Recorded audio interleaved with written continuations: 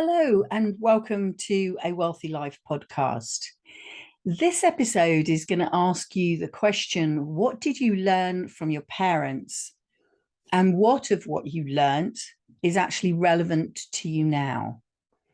So let me get you thinking for a minute. Are you a budget maker? Do you find your life is ruled by budgets? Not ruled, that's guided by budgets, that you are in a position where you know your income, you know your outgoings.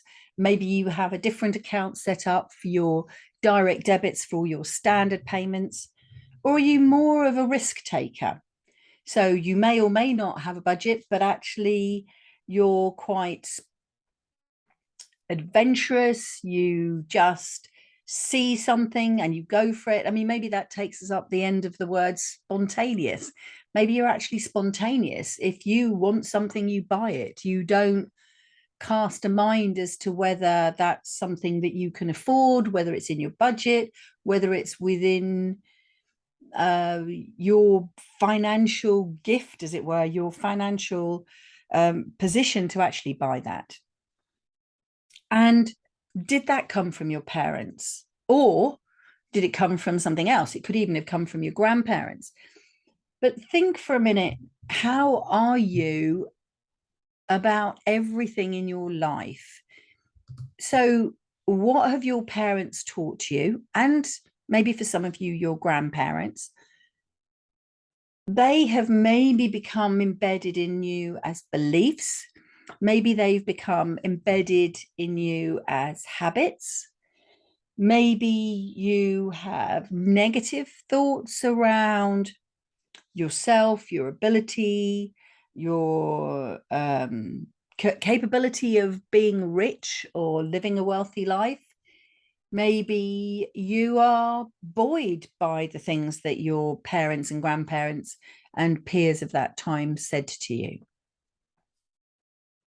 The thing is, I speak to so many people whose beliefs around money and wealth have been negatively influenced by their upbringing, by maybe their parents, their grandparents, probably depending on the age group you're in. If you're in the, say, the 40 to 60 end, it could even be about the feelings in the climate, about what you heard at school. It could be the other way around. There was a period where, particularly from an economic point of view, we were encouraged to take out a lot of credit cards, that anything you wanted was possible, that there was this big boom of money, very much sort of the 80s, maybe a touch of the late 70s, but definitely the 80s. Were you a young person then, and did that affect you positively or negatively? Were you an adult then, and did you have a different set of eyes on it? The reason for asking you this question is our behaviors now tend to come from somewhere. I mean, where they actually come from in terms of the way people describe this is they come from your beliefs. So what you believe shapes what you value, and what you value shapes what you believe, and your beliefs and your values shape your behavior. Your behavior shapes the outcome that you have in life. Because if your belief is that you can never be wealthy, or find someone who will love you, or do well at school, or be successful, and that is your belief, and that's what you think is true, then the way that you behave will be with that set of glasses on. So you won't see opportunities. You won't recognize when you've done well. You won't attempt, explore, even have a go at opportunities that are presented to you, because you will either fear failure or, ironically, fear success, which is a bit of a weird one. I'll just explain that for a moment. Some people don't do things because they fear being successful. And if you are successful at something, that would so fundamentally affect everything that you believe about everything, that, you remember how I've talked about the different parts of the mind, at an unconscious level, you won't go that far because you know it will fundamentally change everything in your life. And that's quite shocking to some people, to realize that actually the way they behave today, at this minute, the things that you did yesterday, are being unconsciously influenced by thoughts and experiences that you had 10, 20, 30, 40, 50 years ago. And if that's the case and you're not aware of that, then you're sort of moving through life with blinkers on, maybe even with sunglasses on, or maybe even with no glasses on and you can't see a thing. You're not aware of this. And as you move through life unaware that your actions, the opportunities that you see, the decisions that you make, are all being influenced from something that happened decades ago, then how are you ever going to recognize that you're not getting the results that you want because of these behaviors that were set in the past?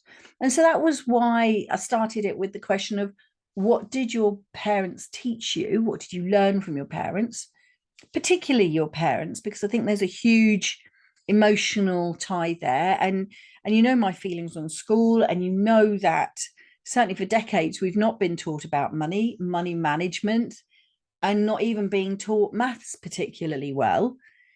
So it's a bit of a given, if you like, that school hasn't supported you, probably unless you're currently in school now, in anything entrepreneurial.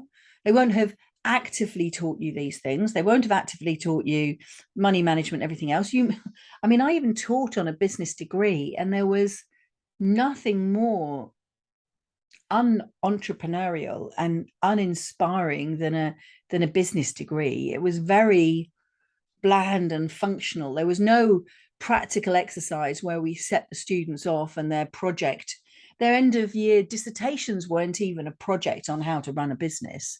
It was all the minutiae of theories, and theories are fine. What I'm talking to you about now, this theory of how our behavior is affected by our belief, it's a theory.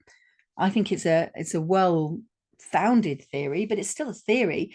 But cogitating and pondering on that isn't going to make a difference.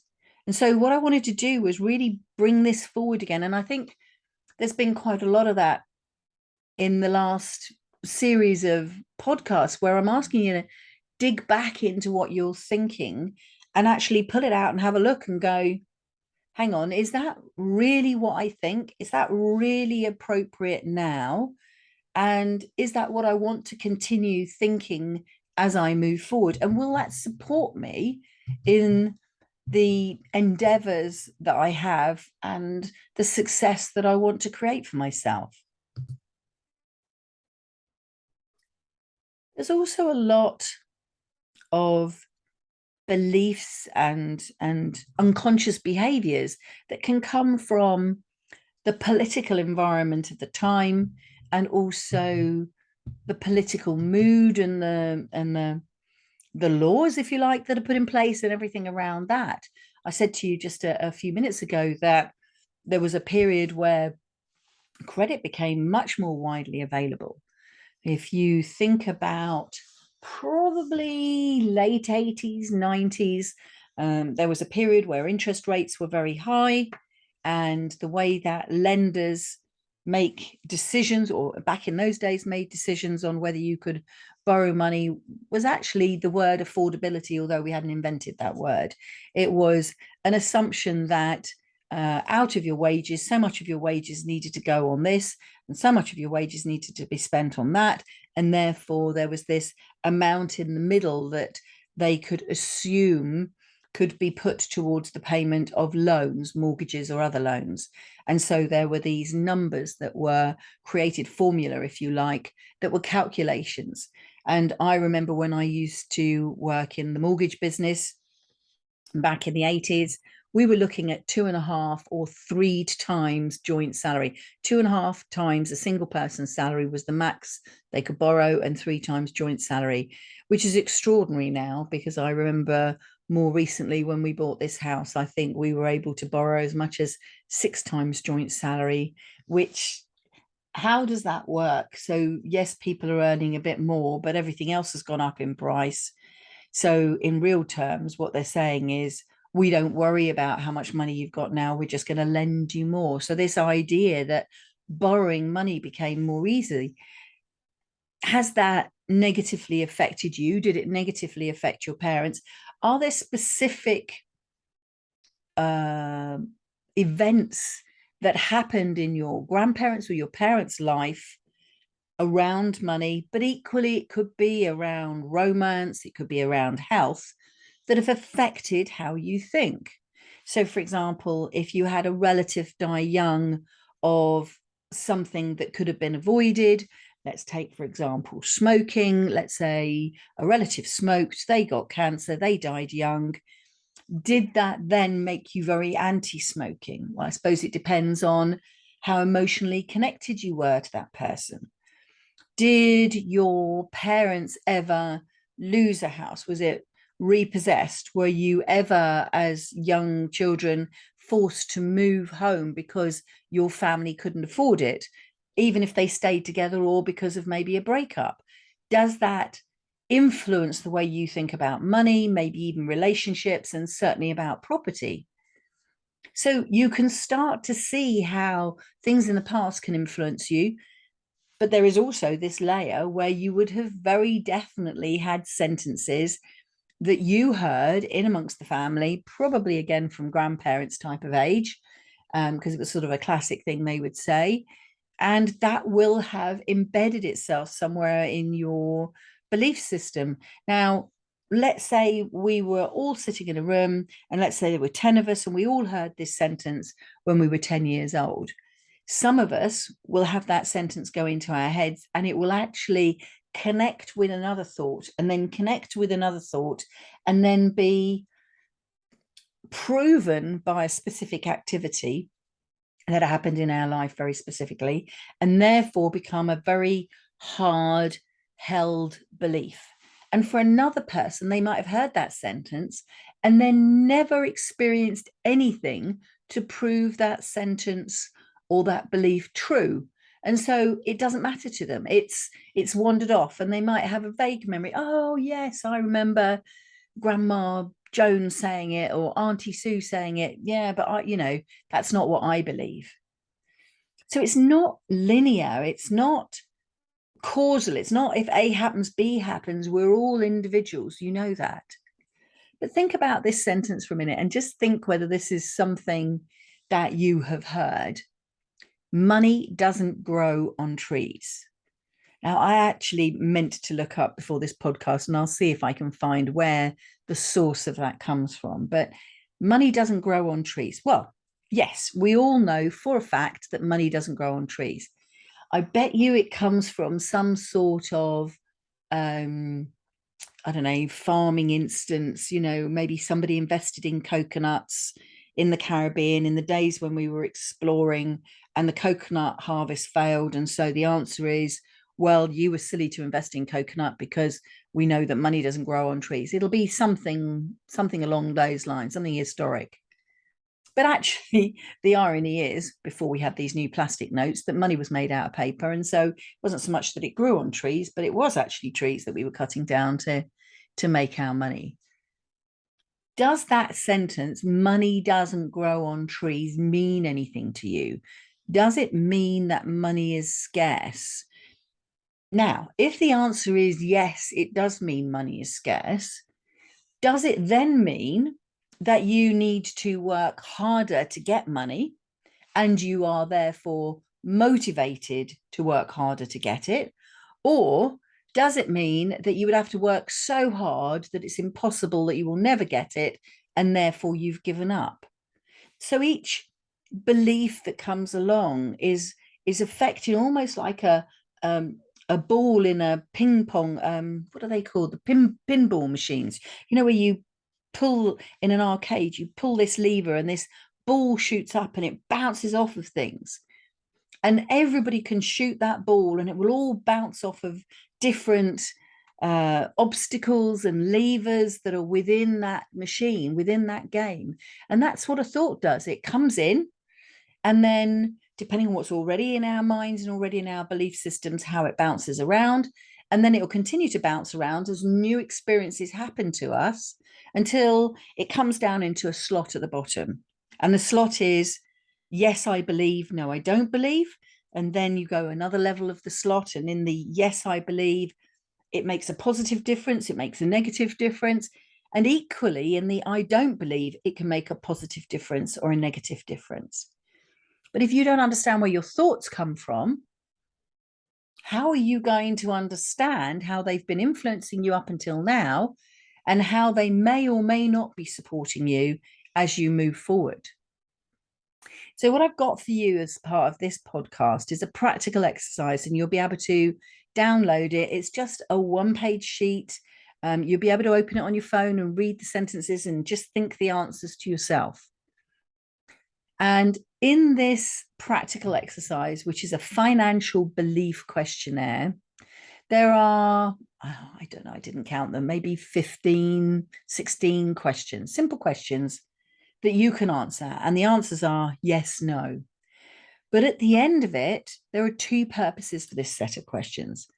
One, in asking you the question, I want to do that digging like I just did with this sentence, money doesn't grow on trees. I want to, with each of those sentences, get you to have a little dig, a little root around in your memory and go, does this mean anything to me? And is it positive or negative? Do I believe it? So that's the first level that the question is going to ask you. Do I believe it? Yes or no? And then depending on your answer, what does that belief mean to you? If you do believe the sentence, is it having a positive or a negative effect on you? And if you don't believe the sentence, is it a positive or a negative effect of you? And then what I'd also like to invite you to do is to share the belief questionnaire with your partner and maybe your wider family. Might be interesting to share it with your parents if they're still around, and particularly share it with children and your brothers and sisters, your siblings, because it's never too late to understand the role that money is playing in your life. And it's never too late to understand the role that money is playing in our society, whether we like it or not. And so understanding your beliefs around this will help you. And you might be the listener that says, oh my goodness, the epiphany I've just had. That one sentence, when I thought about it, that's why this happened. That's why this happened. That's why this happened. And that's why I am now in this position. And what you might find is it is a very positive pulling of the Jenga brick where all of these thoughts filter down for you. It may be a very insightful and illuminating pulling down of all these thoughts in your mind.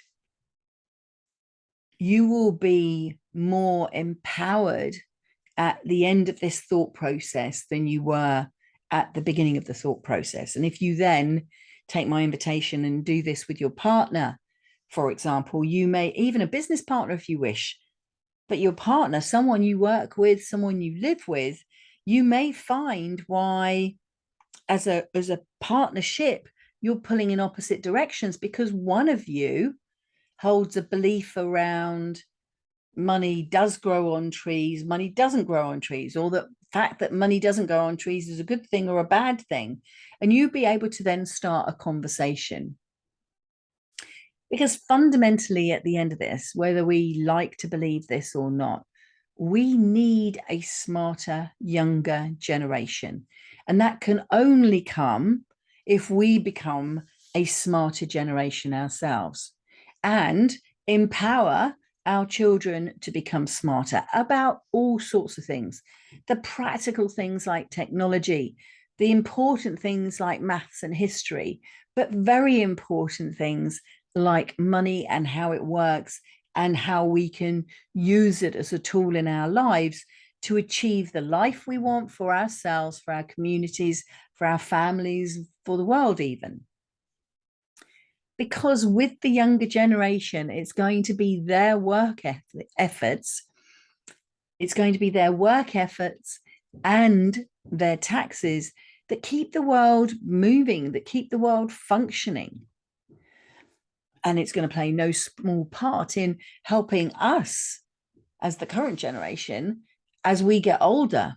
Some of you may need a lot of your children's support, a lot of family support as you get older. You may now already be supporting your parents or your grandparents, and you may be on a path where your children are going to need to support you as you get older. It could be that you're in a position where you are supporting both your parents who are getting older and your children who might be at university, and you're in the middle, actually with money pouring out both sides, both up and down the generations. And if that's happening and you're not prepared, you're not organized, then you're going to be in a position where potentially your funds are depleted, and you could then repeat this cycle, this generational debt, if you like, or this generational financial burden, because as you then become older and you replace your parents in the hierarchy in your family, your children are going to have to replace you and support you while also supporting their children in whatever endeavors they take part of. And the other thing is inheritance is going to become so rare. Each generation is living longer, is supported by better food, better living conditions, and above all, better medical interventions, so that our average age or average life expectancy has moved from, the mid 40s through the 50s, 60s, and now quite easily into the early 80s. And of course, if that is an average, we know that every average is born of, yes, there will be people that die before the average age, but that also means there are an awful lot of people living past the average age. And I remember reading an article many years ago, and I've probably spoken to you about it before, but Queen Elizabeth II always wrote cards to people who hit their centenaries. And there were so many what are called super centenarians, that's a hard word, more people that are in excess of 100, that she had to grow the team from having one secretary that supported her. And when I read this article some years ago, probably back in the mid, 2016, something like that, she'd grown her team to 7. Now, that's an awful lot of people writing congratulations on your birthday cards to the general public, which shows how many people are living in excess of 100. Now, we have a basic pension. That's absolutely great, the state pension. Maybe some people have private pensions. They would have been rare in that generation. And so if you've got somebody of that age, the chances are that their health is needing them to need more support. And that frequently will fall to a family. And therefore, the person in their hundreds, the person in their 90s, the person in their 80s, the person even in their 70s are using their funds to support themselves as they get older. That depletes the opportunity for inheritance. The children of these people, you, are depleting your funds, your future inheritance to your children by supporting your parents. And so I believe that this idea of inheritance will become rare. Again, years ago, I can remember that when my grandparents died, there was just my parents and there was me. By the time my mother and my father died, we already had great grandchildren in the family.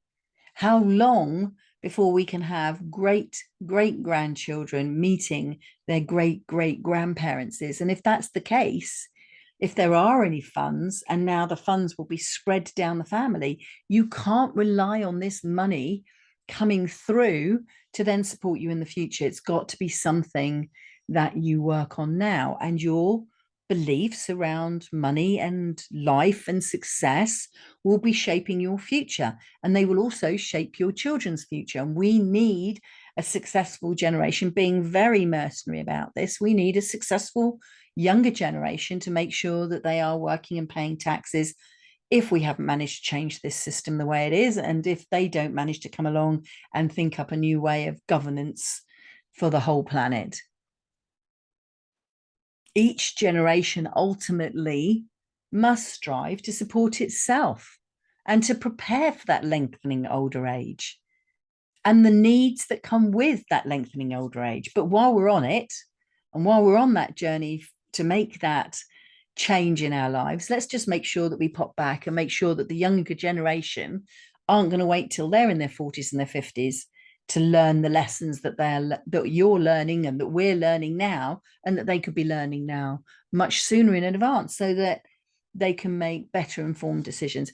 They're still going to go out, they're still going to have a good time, they're still going to travel, they're still going to make good decisions and bad decisions about jobs, good decisions and bad decisions about money and life and health and everything, because that is also part of the, I know, growing up process. And maybe some of you are still going through that growing up process, no matter what age you are.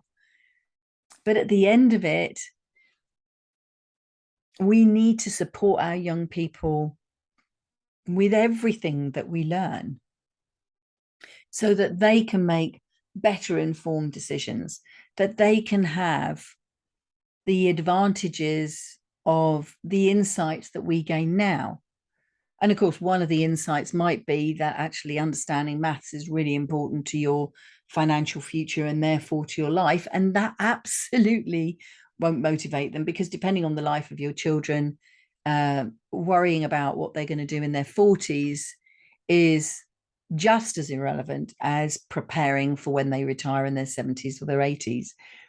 And so it's still going to be down to you to support your family in the best way possible. But I'm sharing with you this financial beliefs exercise, and I'm inviting you to do the exercise for yourself, not just the yes, no, do I believe it, but also what difference has that made in your life? And then from that insight, to also share it with your partner, to maybe start a conversation and possibly share it down the next generation to your children, and maybe share it up to your parents and see if you can track where certain beliefs came from. It would be a great conversation to have, and I'd love to be a fly on the wall when you have those conversations. At the end of it, your wealthy life is down to you to create. Your future happiness isn't dependent on money, but it certainly will be linked and influenced to money. And it will be down to the digging that you do now, the insights that you gain now that help you shift that plan and make sure that everything that you're thinking, consciously or unconsciously, is supporting you in the goal that you have. So check out the downloads section and the notes that are put with this. There'll be a link to the